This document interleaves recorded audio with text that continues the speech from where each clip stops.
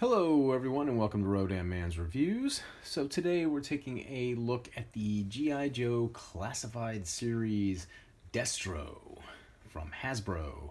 Destro from Hasbro. So we'll go ahead and pull Destro down from the old spinning stand here. So taking a look at him, he's Destro. So we'll go ahead and take a look at the articulation really quickly first, and then we'll kind of go over the accessories that we get with our boy here. So starting off with of course the arm extend here, he does have the 90-degree arm extension. Of course, he does have double jointed arms as well as a bicep swivel, right? He's got a pretty prodigious ab crunch there, right? He's also got the twist on both legs. A little hard to twist this one. Well, I guess maybe not, but I think this little part right here on the holster kind of impedes it moving too far, maybe.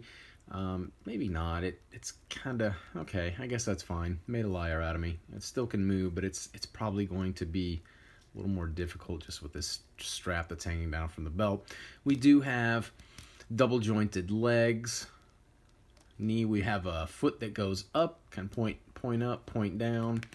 We've got also, of course, peg holes in Destro. Just overall what we've come to expect from Hasbro and their line of figures. Of course, the G.I. Joe Classified series run closer to about 7 inches, so they're a little bit taller than your 6-inch action figures that you get, say, with the Star Wars Black Series or with your Marvel Legends figures.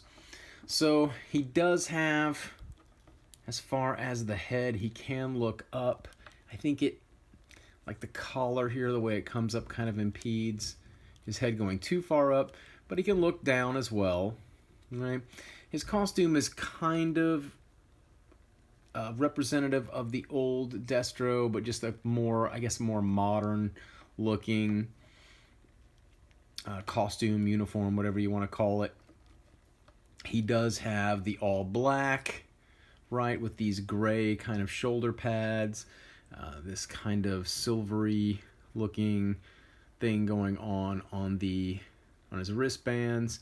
He's got the gray colored boots as well as these knee pads that are kind of a grayish color as well.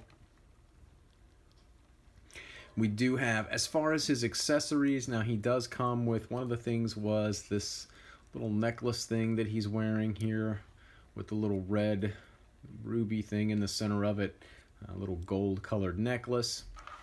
He also has a couple of different guns. As you can see in the holster here, there's this golden colored gun. Of course, Destro was basically the arms dealer guy for Cobra. So he's got some weapons. He has this golden colored, I'll try and get it close, guys, without getting too blurry there. So this is a golden colored gun, which then fits in the holster here on his right side. He has also this gun, which is a little bit bigger, almost looks like a Star Wars blaster. If there's one complaint I have about the new line of G.I. Joe Classified series figures, I'm really enjoying them because they're kind of taking me back to when I had the originals way back when. So I can appreciate that they've revived these characters, so to speak, in an action figure format. They've kind of updated them, given them a little bit different uniforms and what have you. Some of the changes on the uniforms I've liked, some I haven't been crazy about, but I am glad that they've kind of brought these figures back, so to speak.